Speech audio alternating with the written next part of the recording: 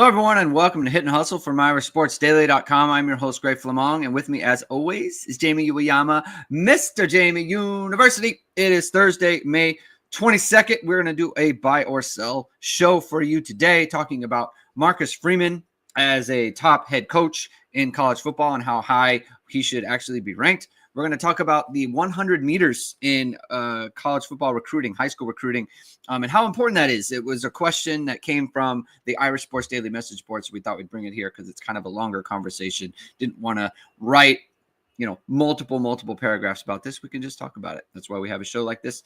And we'll do some recruiting stuff. We'll do some buy or sell recruiting and some other things that come up. So thank you, everyone, for tuning in today. If you like what you hear, please hit the like button. Please hit subscribe. Please hit the notification bell soon, whatever it is. We are going live. Links to the podcast are in the description below. And as always, the show is brought to you by ESQ Clothing, founded by Notre Dame alum Ge Wang. You've seen ESQ on all your favorite Notre Dame players and coaches. With over a decade of making the best custom clothing available, ESQ will help you look and feel your best in 2025, from a perfect fitting suit or sport coat, shirt or bomber jacket, or the perfect tuxedo for wedding season. Check out Ge's amazing work at esqclothing.com. Book an appointment to upgrade your wardrobe today. Mention ISD and get 10% off your entire purchase. That's esqclothing.com. Jamie, our main man, Ge Wang, is in the chat this afternoon. Thank you for being here, Ge. Finally catching one live again. I haven't heard from Ge in a bit. I'm glad to hear he's out and about doing stuff. He's opening. He's on vacation. Yeah, he's on vacation. He's opening up new shops. He's a busy guy. Thank you for being here. As always, Keith Hearing has a question for you, Jamie, a little bit off topic. Who do you have taking the Stanley Cup? This is hockey.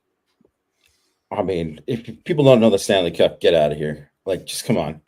You should know. If you're not a sports fan, if you don't at least know the Stanley Cup, you don't have to be a hockey expert. People tune in for the Notre Dame football, Jamie. I'm just telling them we're doing hockey minute for a couple minutes here. Who do you have taking the Stanley Cup? Well, I'm going to go 20 minutes because I know everyone will love that. I mean, I got Florida. I think it's going to repeat. I just think they got the Corey Dean also has Florida. The most complete team, I think. These are the Florida Panthers. Florida Panthers. Okay. All right, cool. I have nothing to say about it. I couldn't name one player on the Florida Panthers. I don't know. All right, we'll take Florida. Who are they going up against? They're playing Carolina right now, and then Florida and Carolina, Jamie. How does that? How are you taking it in the Stanley Cup? It's Florida versus Carolina. Obviously, hockey hotbeds around the globe. Well, I'm pretty sure that Florida has the most, or they did last year when they won the cup. They had the most Canadians on their team out of anyone. So it's like one of those things where people are like, "Oh, Canada hasn't won the Stanley Cup." Like, Canadian teams haven't, but like most of the teams that win still have usually more Canadians than anybody else. Yeah. When I think of Florida and Carolina, I think hockey. That's what I think. You should think of they're both really good franchises. I mean, apparently, Florida. You said they're trying to repeat. So, yeah. When Marcus Freeman hears Carolina, he thinks defensive ends, and that's good. So that's what's going on. Thank you for the question, Keith. Let's jump into the show. So again, I brought up the last time we did a buy or sell. One of the questions was Javion Osborne being would he commit to Notre Dame? We both said buy. He did end up committing to Notre Dame. This one was left over from last time. Buy or sell. The USC series will end in 2027. I went back. You sold this, and I bought it. Although I was kind of leaning more to yours, and now gotta buy it at this point. It'll be 2026 at this point. Yeah. So they're not gonna play. I mean, this is gonna be the last time. I might be right. That's true. That's a true point. That's a true point. I love the PR articles coming out from the LA side now about what are the maybe I've missed it, but like getting their talking points out. We offered them to open. We open the season with Notre Dame. We want to move the date. They want 1-year deals. They want 1-year deals. This is get out of here. Honestly, the thing with the stipulation with it. We just want to see what's going on with the with the automatic bids. It is so sad and weak from them. I can't believe they're doing this. I would think that a better PR department they would have, that they wouldn't go that route. But it's like, yeah, we want to know about the automatic bids. A 13-11 team the last 2 years is concerned about automatic bids. As Jamie Uyeyama would say, get out of here. We don't want that. That needs to go. I'll just say too, I really enjoyed that, Petro Papadakis, who, like, I mean, if you're in the LA area, you know him. He's a very prominent USC alum, obviously on the radio all the time, sports radio. The P. Just disgusting and sad. Just sums it up right there. Not much Petros, else the real ones out in LA are aghast at this. Truly, they are not happy. And then they shouldn't be. They really shouldn't be. And look, Petros is a real one. He was a captain at USC in I think in 2000, maybe 1999, somewhere around there. So he's local as well. So he grew up in Palos Verdes, which is right up there. So I always enjoy it. Yeah, he's a real one, right? And he does FS1 broadcasts as well. He does color for them. So yeah, we'll see what that situation is. On the last show, we talked a lot about Marcus Freeman and where he was at with it. And I think we wanted to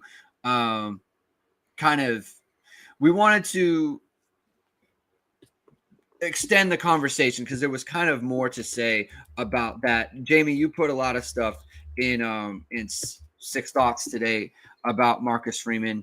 And so I'm going to just say buy or sell. Marcus Freeman is a top 5 head coach in college football right now. Just as a conversation starter, I'm curious to see what you think about that because there are some lists that have come out as well. Where do you fall on that buy or sell? Marcus Freeman, top 5 head coach right now. I mean, I think it's no doubt that he's a top 5 head coach right now. I just think, and obviously these lists, it's very much, what have you done for me lately? Yeah. Well, that's what he did lately is they went 14-2 and they went to the national championship game.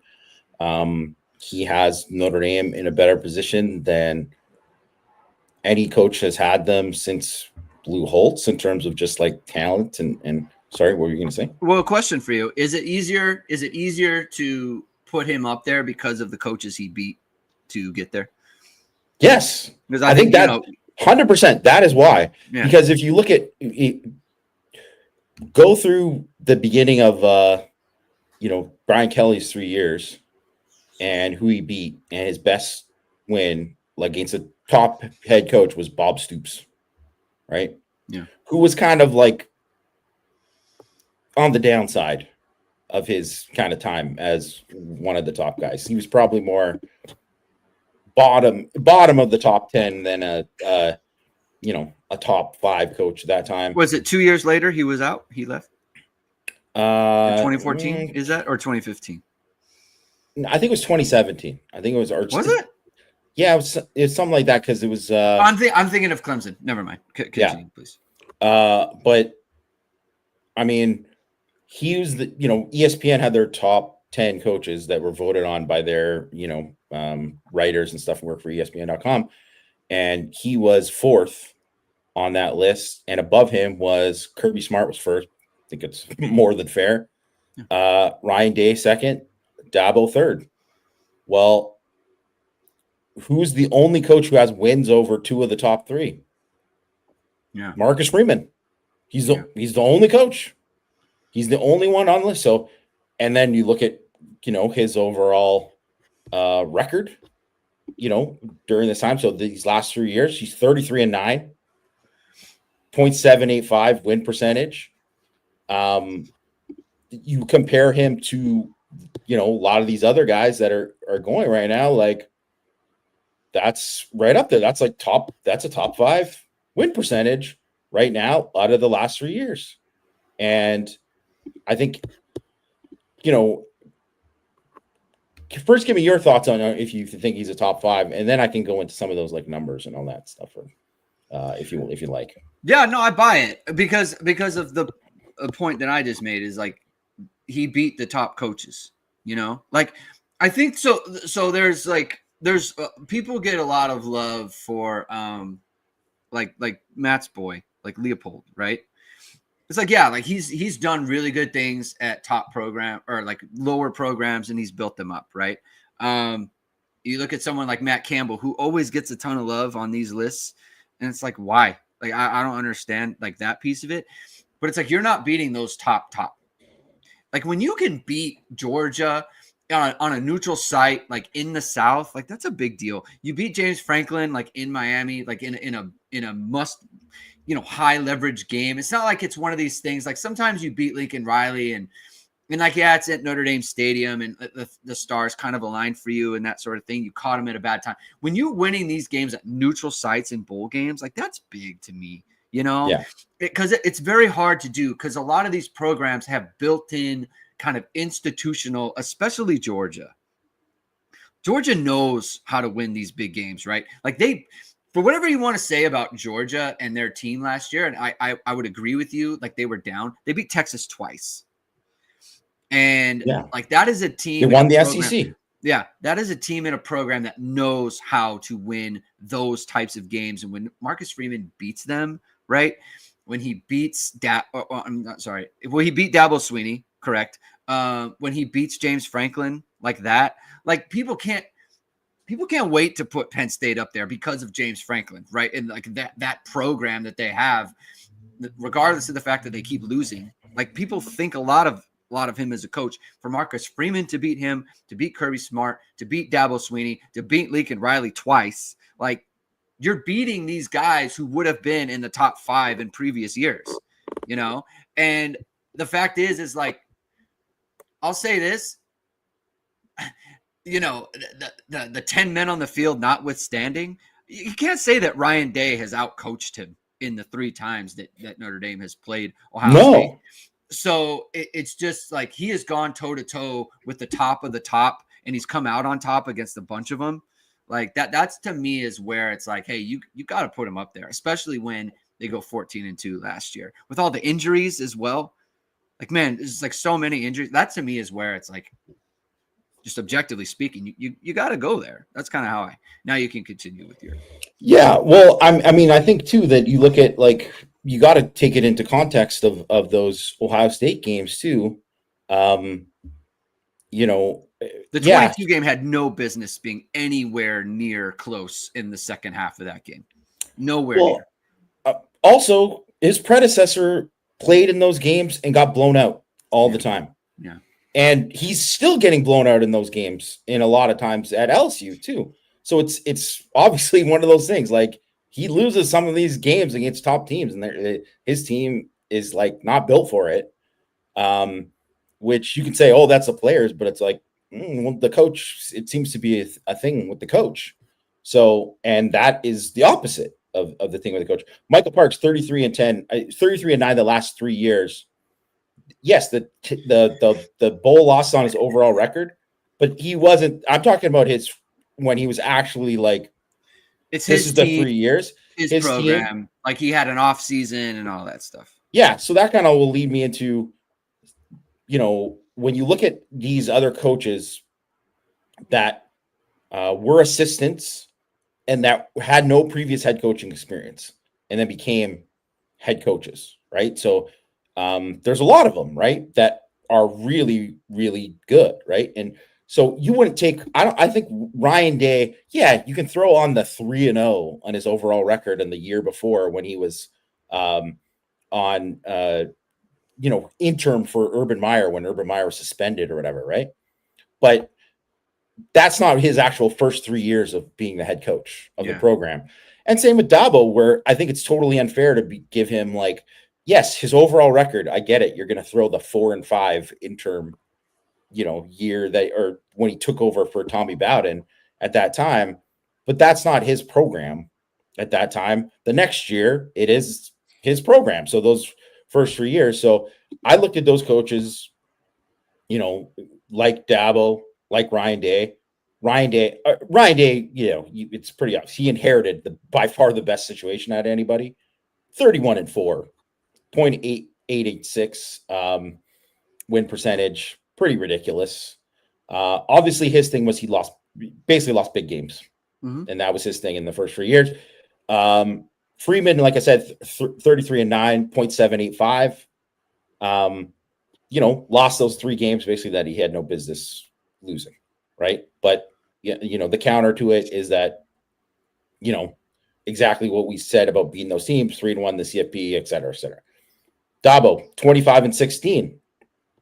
Like I said, not including that 4 and 5 interim, 0.610 win percentage.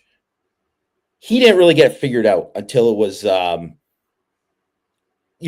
that 2 and 3 year point when he got the coordinators in, right? Because Venables wasn't there yet, and right away, and then neither was Chad Morris, right, at offense coordinator. Jimbo at Florida State, he was a guy who was, the kind of head coach in waiting, who was promoted to be the head coach after Bowden. 31 and 10, 0.756.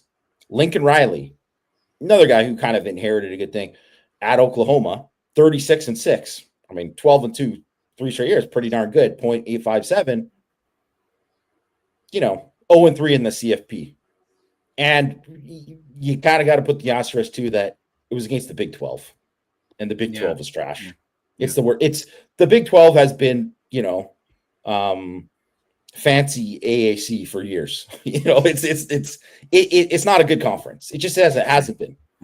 And Dan Lanning, another guy who went in Oregon, been awesome. 35 and 6, 0.853. Pretty darn good record. Like when you look at it, of course, his thing is that he has lost big games, and he's built. I think he's doing an outstanding job, and he was number 6 on that ESPN list, which I think is like a fair thing for him. So he's won every game he's supposed to. They beat Ohio State at home this year. They beat Penn State in the Big Ten championship game, but they lost as the top seed in the CFP. He was 0 for 1 versus Kirby Smart. In fairness, it was his first game. 0-3 versus Kalen DeBoer. And he lost the Civil War against Oregon State in year 1, right? So that's kind of like, there's detractors ahead of it. But if you look at all of those coaches, first of all, none of those coaches won a national championship in their first 3 years. I think Smart was year 5. Jimbo won year 4. Day, I don't even know what year it was, but it's been like 6 or something like that, right? So for anyone thinking like, hey, it's got to be next year, or he didn't do it at year 3 because Devine and Era and Holtz and all these guys won it, it's like, fair enough. But if you look at all those guys, they came in more seasoned coaches. They were experienced, and Freeman was not. And you should compare him to, even though it's different eras, but Davey, Weiss, those are the kind of guys you should compare him to. And it's not even a comparison. That's why they don't get brought up, is because what he's done as a first-time head coach far exceeds there. In fairness to Weiss, inherited just a horrible situation with what was going on there.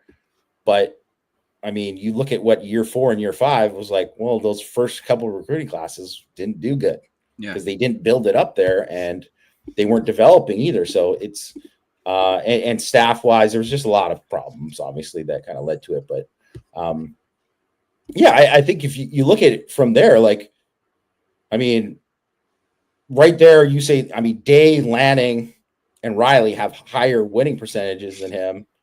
But he's got a higher winning percentage of Smart, Dabo, Jimbo. 0.785 is a pretty good win percentage in the first 3 years. And then if you go and you flip it and you look at the last hiring cycle, right? So that hiring cycle, it had to be like one of those ones too. I don't know if you can think of another one, Greg, where Notre Dame was open, LSU was open, Florida was open. The comparison for just looking at Riley, Kelly, Freeman, because they were all they were all linked, right? Riley goes Therefore, USC, Oklahoma, right? Yeah, because it yeah, all was yeah. like musical chairs a little bit. Yeah, Right? like, and then Venables goes to Oklahoma. Like, I was going to ask you at the time if I was like, hey, you know, between Venables at Oklahoma and Kelly at LSU and Riley at USC and Marcus Freeman at Notre Dame, like, who would you have predicted at the time would be in the best situation 3 years later? Like, would you have said Marcus Freeman? Would you have said someone else? I mean, I probably would have said Lincoln Riley, to be honest, because I mean, I think he kind of start. Yes, they had to do certain things to build up, whatever, but it's like he just did such a poor job of like of actually building a program. I think he had no idea how to do it, but his track record with offenses and quarterbacks, and I mean, it just felt like all they had to do was hire the right defensive coordinator right away and kind of get that ball rolling. But hiring the wrong defensive coordinator really kind of put them in such a big hole. And now it's a hole that I know they have this number one class right now, and I think it's going to be good. But like, is Riley going to be there to coach all those guys? Like, I don't know. Like, it's yeah. Well, okay. So there we go. So Riley, 26-14, 650 winning percentage. Remember, he started 11-1. Yeah. 15-13 since. And here's the thing: 1-2 against Freeman. You could say that their win against Notre Dame, where it was Caleb Williams versus Drew Pine, that was the biggest win that Riley's had. I don't even think there's actually anyone that's even actually close to it. I mean, he's 0-3 against Whittingham. 0-3 against Whittingham. Never beat Utah. 0-1 versus Kalen DeBoer. 0-1 versus Lanning. Obviously, like 0-1 versus small game James. So it's not great. It's not great for him. So I think comparatively, you look at that, and then you look at Brian Kelly, 29-11, 725. You say, well, he won 2 games or 10 games in 2 of the years. So hey, that's not bad. It's certainly not bad. And you look at like 0.725 win percentage, it's not bad. But they didn't, pay him whatever 10 million, whatever his exact salary is. They're not paying him that to just do that. And they won the SEC West once. He beat Nick Saban in that first year. They had a Heisman winner. They've had first round picks. Okay, great. But they're 0-3 in season openers, and they haven't sniffed the CFP, like haven't even come close. So it's, they brought in a ton of transfers this year. Nussmeier's back. I don't know. I guess we'll see where they're at. But I mean, if they don't make the playoff this year, they're not one of the top 12 teams. Even if they make the playoff and just get in, but they don't win in the playoff, like, it's pretty rough. Like, that's not great. Venables, Mario Cristobal, obviously, Oklahoma, Miami, Billy Napier, 19-19 for Billy Napier. Tough beat, 500. Brent Venables, 22-17, 564. Cristobal, 22-16, 579. Put those guys in their own tier because they have more combined losing seasons than 10-win seasons, 5 versus 2. So if you're looking at like the season opener, and obviously, I mean, every game's a big game. Yes, whatever. It's a big game for Marcus Freeman. I mean, it's a huge game for Mario Cristobal. Like, you kind of got to win the game. Yeah. Because which is probably why a guy like Lincoln Riley's ducking it, because he's like, I can't lose these games. So if we don't play him, I can't lose them. And Cristobal, it's, they probably should have been in the CFP last year but they blew it, obviously, and the defense wasn't good enough. So it's kind of a big year for him because, he's going to year 4. They've invested crazy amounts of money. into the program. And I don't know, they're like one of those teams that they could go 11-1, they could go 8-4. Yeah. And if they go 8-4, are some of those big money guys going to leave because they suck or because they don't want to pay them anymore? It's true. Like that will happen. Or is some of those big money guys going to be like, I want to get big money somewhere else? Like, you don't know, right? And I mean, is he going to, I would assume he still keeps his job, but then he's going to be on the hot seat for the whole thing. He keeps his job, but no one's happy about it. Yeah. No one's feeling like real rosy and happy. And it's like, oh yeah, we're confident this is going to go the right way. It's like it's like, well, we shouldn't really fire him and the buyout's probably crazy. So maybe we won't, but yeah, I'd like to move on if we could. I think like, if you look at it and you'd say like, Lanning at Oregon, I mean, probably the most perfect hire that they could get, has been the best hire that possibly they can get because he has weaponized everything that they can do in recruiting. Right. And in the portal. And that's why they're just like, their talent level has just gone crazy up and it's just increased so much. And, even if you think about them winning the Big Ten is like, it's not just winning the Pac-12 when it's like, oh, USC was down and whatever and blah, blah, blah. It's like, no, winning the Big Ten with all of those other teams that are there. And I know they lost to Ohio State, in the playoff, but like they still went undefeated in the regular season. Like 35-6 and 35-6, they're going to be a contender for as long as he's there, pretty much. I mean, the only kind of sad thing, because if you look at that hiring cycle, you'd say Freeman home run, Lanning home run, and you'd say Washington, Kalen DeBoer was a home run. Yeah, but then they lost him. Yeah, that's a bummer. I mean, we'll see what they do with the Arizona. What's his name again? Jed Fish, which I think they'll be all right. I think he's a good coach. Yeah, I think they'll be all right, but I mean, it's yet to see if he will be as successful as DeBoer, and he's got a bit of a tougher go because they're in the Big Ten now and all that too. And then because after DeBoer left, it was like a little bit of like, I mean, they had to like kind of completely rebuild their own line and all that kind of stuff. But DeBoer, 34-7, 829 win percentage. I know he had the rough first year at Alabama, lost to Vandy, lost to Oklahoma. Like those are kind of inexcusable losses. I mean, at Alabama, those are in the same vein as losing to Northern Illinois and Marshall. Definitely. I mean, I don't think they had lost to Vandy in like 60 years or some ridiculous number. It had been decades. Since they lost to Vandy. So, and they just obviously missed out in the playoff and all that. So it was disappointing because they lost that Oklahoma game.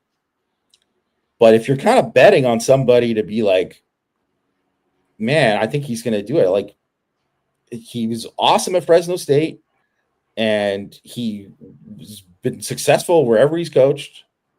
And, maybe it'll be a culture thing, or maybe he won't have the right, DC or something. Cause he's never had a really great defense. And obviously you got to bring a defense in the SEC, but it's hard to see him not doing really well. I mean, I guess maybe he's Riley and he becomes Riley at SC. There's that thing, but I think you always, and you can kind of learn this from Marcus Freeman too. Like you do have to bet on guys that can win big games, and Caleb DeBoer can win big games. I mean, he's beaten Dan Lanning. Like Lanning, there's no way that Oregon doesn't win one of those, but DeBoer always found a way to win the game. And, he beat Sark, right? Like he beat him he's beat him twice because he beat him in the bowl game before that too. Yeah. He beat Smart, 3-0 against Lanning, Not only did he beat Smart, he beat the doors off Smart. I mean, look, Georgia came back, and to their credit, but like he really had them in a bad way early, and to be able to do that, and that's the Marcus Freeman thing as well. Like he's got some. There's a little bit of Marcus Freeman and the Caleb DeBoer kind of resume where it's like you got those losses that are just like inexplicable, unacceptable.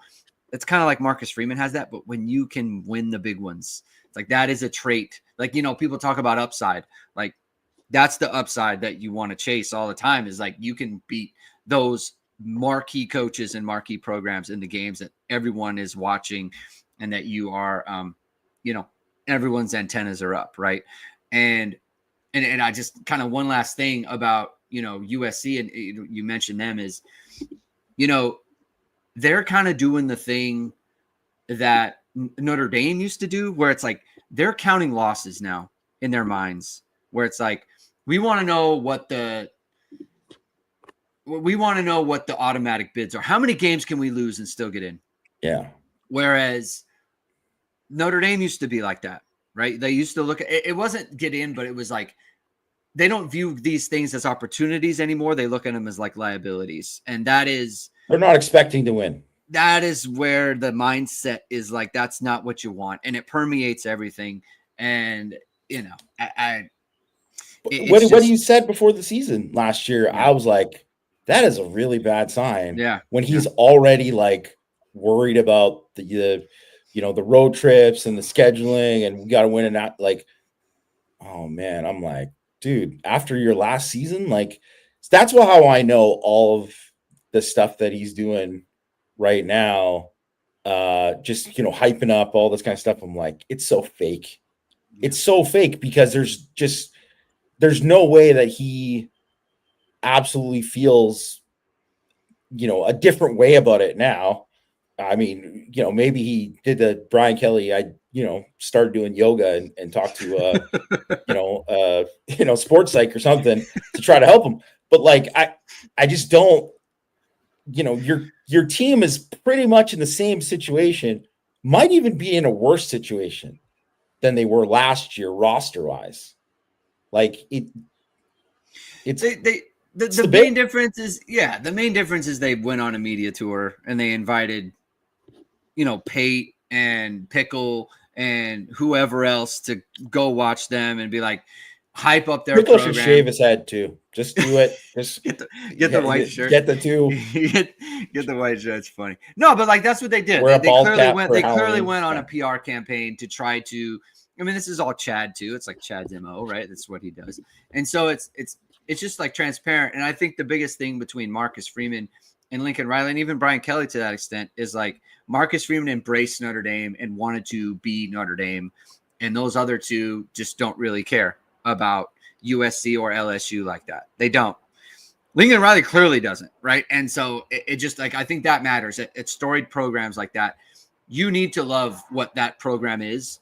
And look, man, when in your first 3 years, you're trying to get out of the Notre Dame rivalry and you leave the Pac-12, you kill the Pac-12.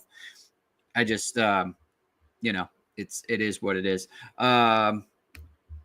Trevioli 69, is that a Wolverhampton Wanderers scarf? So he's referring to this one right here. That's my daughter's club team's scarf. Beach FC, go Beach. So that's what that is. All right, let's go to the next one. Let's talk 100 meters. I didn't really know how to word this. We're just going to talk about 100 meters in recruiting. Buy or sell, the 100 meters is a top 2 metric for recruiting skill positions. I guess, again, it came up on the Irish Sports Daily board. How big of a deal is the 100 meters to you when you're talking about wide receivers, running backs, defensive backs? And does it matter corner, safety? Does that matter to you? Is there a distinguishing kind of, if it's important to you for corners, not so much these? How important is the 100 meters in evaluating prospects for you, Mr. University? It's an important data point, but I won't say it's the be all and end all at receiver. Definitely. Like, I think it's more important. It's definitely more important at those skill positions than it is for anything else. I would say that. And, I did a scouting notebook last year looking at, there were 78 receivers that were drafted in the first 3 rounds from 2020 to 2024. And I should probably revisit it this year to look at which, the first 3 round receivers this year. And 29 of the 78, so 37.2%, had elite 100 or 200 meter times or recorded an elite long jump distance. So, basically 40% of the guys done that. That's a pretty good, doesn't mean that guy is going, if that guy does it, it's going to translate to the field, but it's a good metric to look at because you say like, hey, this is what 40% of the guys have done. That's that. But I will say, like, you can look at it and say, in that same scouting notebook, I look at like 40 times, extremely overrated, right? Extremely overrated for, for receivers and what it means, because there's just so many guys that like 18 of those 78 ran 4.60 or slower. And it's like Chase Claypool, Marvin Harrison Jr., Malik Neighbors, Jackson Smith and Jigba, George Pickens, Chris Olave, Garrett Wilson, Jamar Hayes, T. Higgins, CeeDee Lamb, and Justin Jefferson. Those are the guys. Those are some of the guys. That's like the They're best good. guys. I would take. Like, that's like, hey, I put Claypool in obviously because of the Notre Dame thing, but like everybody else, it's like, hey, okay, these are the best receivers in the NFL. So like they all ran 4.60 or slower in high school. So I think it can be, 100-meter time. Like, if some guy runs a 10.4 and another guy runs a 10.9, sometimes that can be way overrated. I think, I think if a guy runs a 10.9, I don't think that's like bad. It's like, okay, that's pretty good. It's not blazing. It also doesn't mean that he can't get faster. Or if you see him run on the field and he does other skills right, I just look at anyone who has got like a really like incredible elite time, put that as a feather in their cap behind that as a data point, because it does matter. It will help. It is something that definitely helps. I do think for safety, I don't think it is as important, to have that just like elite speed. Like I think if you look at like Kyle Hamilton is a perfect example, right? Xavier Watts, and not that those guys aren't slow, but like they aren't the guys who had the most blazing 40s, Right. or I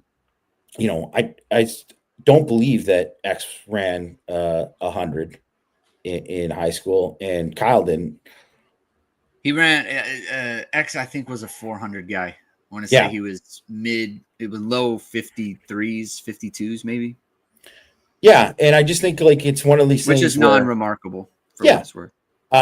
And so I just think that it can be a thing. It's a good thing if someone runs a good 100-meter time. It is definitely a good thing, but it's not the be all and end all, especially at like a safety position. So that's why too.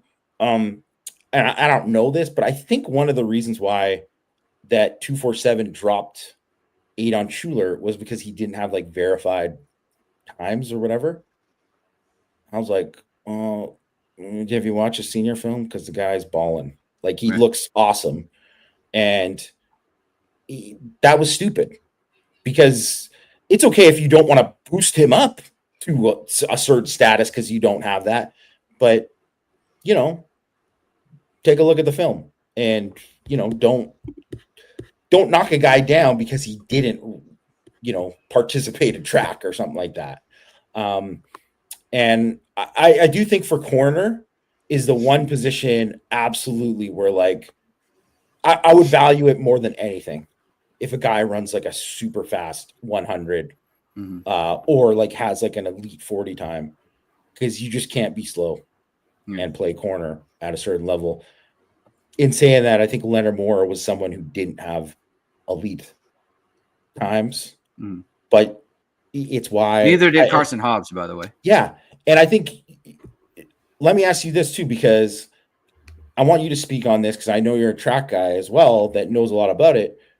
When you think about it and you see that, are you looking at, say, oh, this guy ran it in this state, or maybe like it depends on like what, the kind of coaching they had, or if they've done this for a long time, or You always mention the parts about like, oh, there's only this many times that are up there on like mile split and all that. Like, how do you look at it from that? So I always look. So anytime they get like a skill guy, I always go and check, are they running track?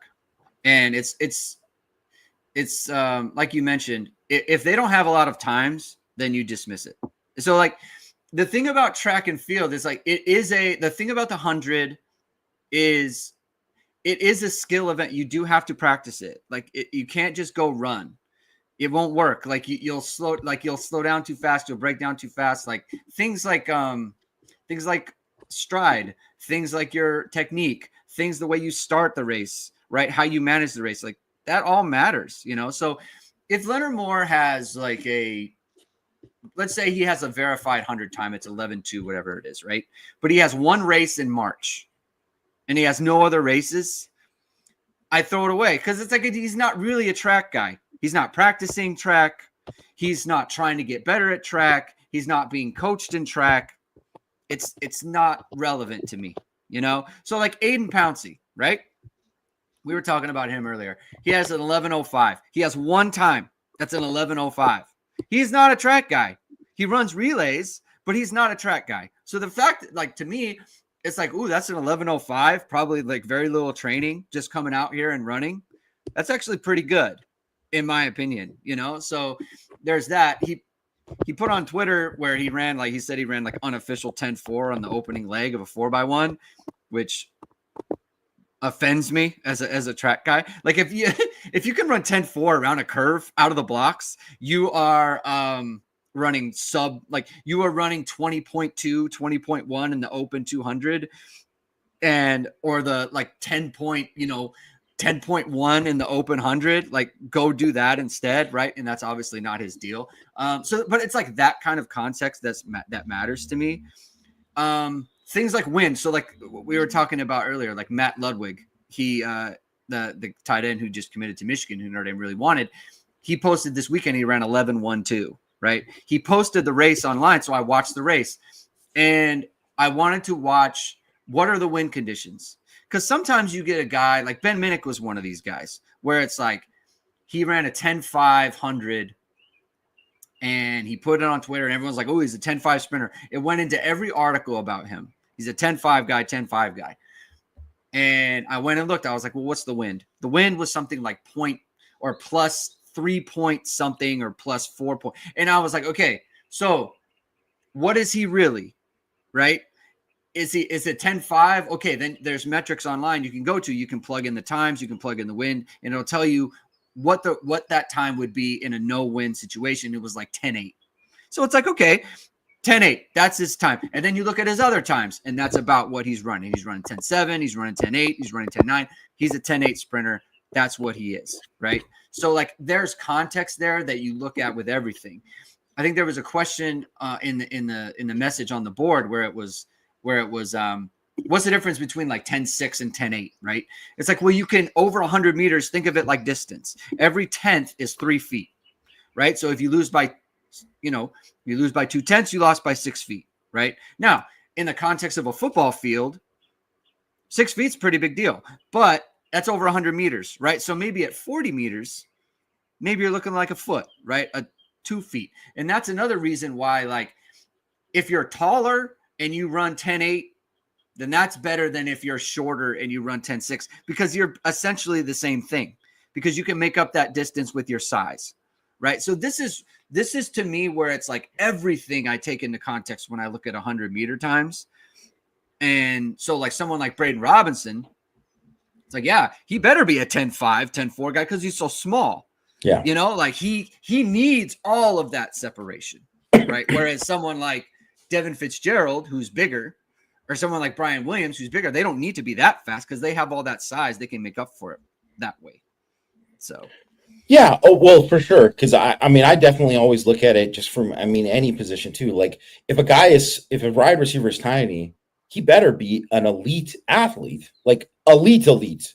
And you want to see those verified times and elite track times and all that kind of stuff, because if they don't have that, then guess what? They're not going to play, because they're not going to play when they're smaller but they're the same speed and same athlete that the other guys are. You have to have something else that separates you, and or else it's not good enough. I do want to point out this because I think this is like one of these things that some people, you can miss, and this is probably one of these things too. You could say with Leonard Moore too, that there's guys who develop at different rates in terms of like physically and like, what kind of like strength and conditioning or what kind of coaching they had or what kind of whatever, all this kind of stuff that goes into it. And so obviously it was like just in a lights out eval from Mike Mickens, right, on Leonard Moore. It was also Ahmad Gardner, who was, Sauce Gardner, top 4 pick in the NFL draft, one of the best cover corners in the NFL. He was, it's hilarious, but he was a guy that he was super confident, but he weighed like 130 pounds, like when he was like a junior, right? And he thought he was Notre Dame good. And everyone else, including Notre Dame and every big school, was like, no, you're not, man. You're not this. You're too small. You're too skinny. You're too this. You're whatever, right? And his senior year, he ran 11.5. 11.5 is, not good, right? You would say, hey, there's no way this guy is going to be able to, play. Well, he was a guy who probably needed to get stronger, to get faster and all these things. And he's just like extremely freakishly long and all that too. Like he's got like defensive end arm length, like he's got crazy arm length. And he ran a 4.41 at the NFL Combine. Now you would never say a guy who was 11.5 in senior year high school would be a 4.41 guy, but some guys, it can happen like that. Of course, if everyone knew that was going to be the case, Alabama would have offered, Georgia, everybody would have wanted Sauce Gardner, right? Yeah. So it doesn't really like kind of work that way, but it does kind of go to show that there are some guys that part of the thing was scouting, and it's different when you get for guys going from college to the NFL, because everybody's in these kind of programs or whatever, right? That, you're in these, strength conditioning programs, you do all this training for the combine, all this kind of stuff.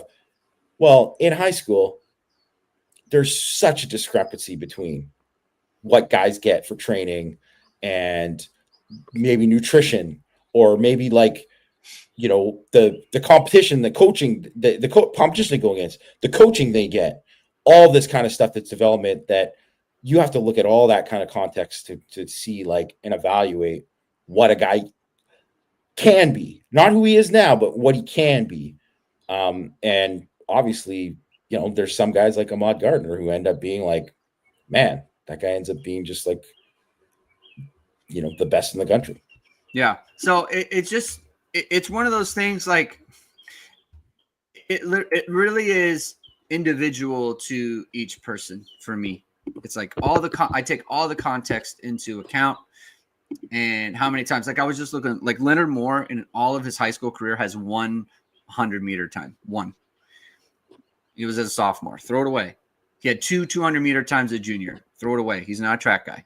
He's not trying to be a track guy. No problem, right? It tells me nothing. It doesn't tell me anything about his ability to run or, what it is. Now, granted, like and not just that, but the 200-meter times, especially 200 meters is very, very hard to run well if you're not training for it. You can't run all out for even a 100 meters, let alone 200 meters, but you're always trying to do that. So like speed endurance plays a big part in it. It's just, you got to kind of throw that stuff away. The context is everything with that. Like you said, it's not the end all be all. It's not like it can be definitive, but it also can be something you kind of throw away, and you got to be able to decipher which one is which with which players. like if you have like Cohen Brown runs a 10.69, okay, like you can be a big time receiver with a time like that. Doesn't mean you're going to be like Jalen Waddle or someone like a burner like that. But it's like, hey, you can get vertical on teams when you're running that fast. But if you're a longer speed guy, then maybe it doesn't translate as well to a football field than it does like on a track or something like that. So it's a good conversation. I love talking about track and field, as everybody knows. I ran track in high school. And so it's just there's levels to all of this. And look, there's levels to having a media company that works for you, Jamie. There's levels to everything. The type of quality you can get, the type of whether it be for a highlight reel, whether it's for your family photos, a headshot, something for your social media page. There's levels to all of that, and you can level up with VSR Media, founded by Notre Dame Football pregame host and Emmy Award-winning anchor Vahid Sadrazadeh. VSR Media provides professional and cinematic video and photo. Whether you're looking for a collegiate or pro-level highlight reel, have a personal story to tell, or aiming to diversify and grow your business, VSR Media specializes in short and long-form video storytelling, social media management, and website design. VSR Media also captures professional headshots, senior, and sports photos. Contact them at vsrmediacompany.com. Mention Irish Sports Daily to receive 20% off your first project. Visit them online or give them a call at 574-800-9106. All right. Let's do some quick. What would you want to say? Hold on. I just want to because while you're doing this, because I was just curious because of Tyreek Hill. Because I don't even know if there's a debate that there's nobody faster on the football field in the last decade than Tyreek Hill. I just think he's just a different level. It's why, you can have all the off the field troubles that he had, that he still gets drafted. Yeah. Right. And so in high school, he ran a 10.19 and a 20.14 200. And he ran a wind-aided 9.98. So, and he was like a,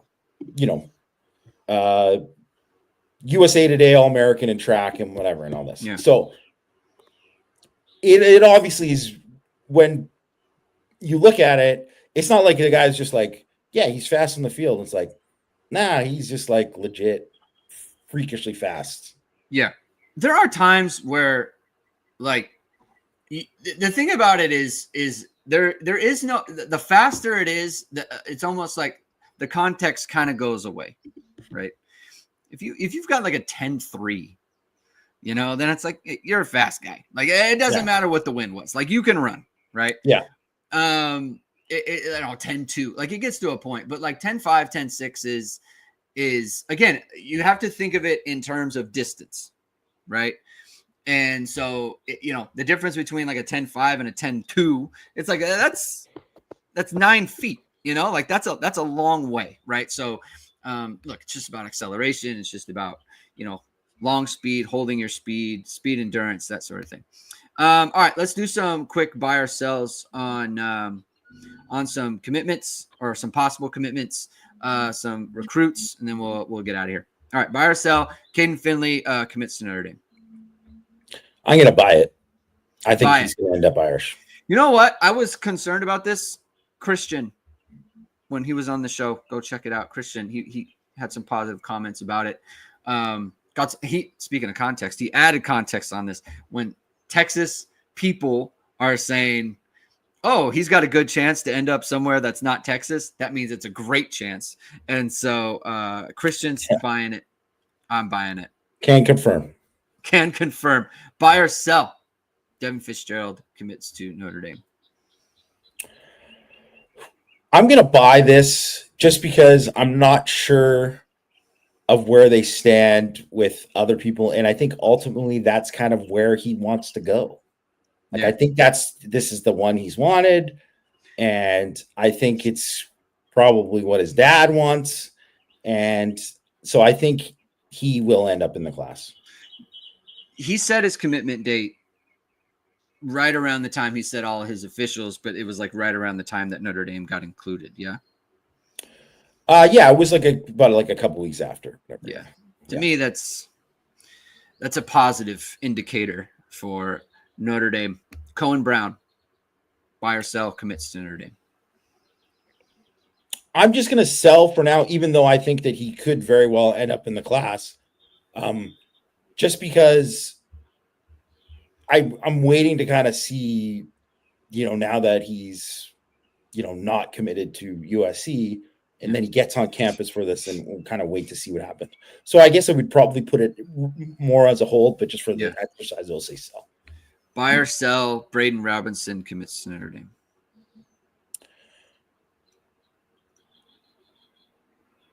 I'm going to say sell. I just feel like when he was like, oh, Miami's, what Christian was saying about like Miami being up there for him, just kind of feel like Miami is like, if you're kind of into the Miami, it's just like usually it's like oil and water with Notre Dame.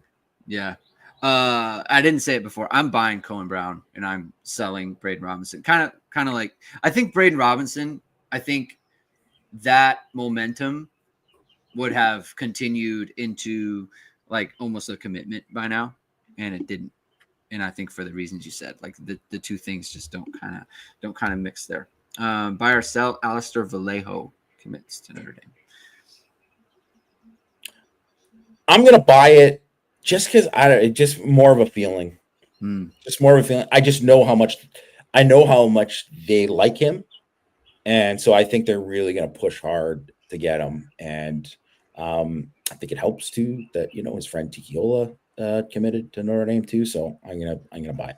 I think again, Christian's intel on this kind of like 2 visits in June. I think that shows something like genuine. Like I'm planning to come twice. How the Godfather Mike Frank likes to point out, like actions rather than 2 times in a month. That's those actions are pretty strong for me. I'm going to buy that as well. Buy or sell, Joey O'Brien commits to Notre Dame. I'm going to sell. Unfortunately, I really don't have any idea.